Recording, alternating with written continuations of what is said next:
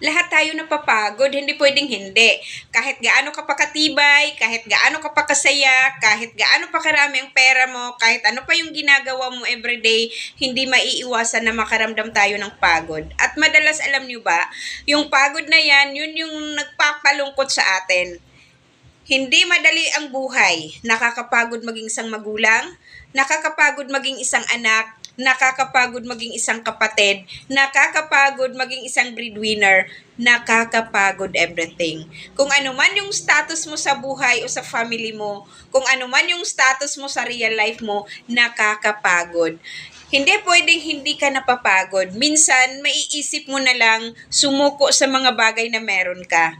Minsan, naiisip mong sumuko sa mga bagay na ginagawa mo. At hindi ako pwedeng magkamali. Lahat tayo napapagod.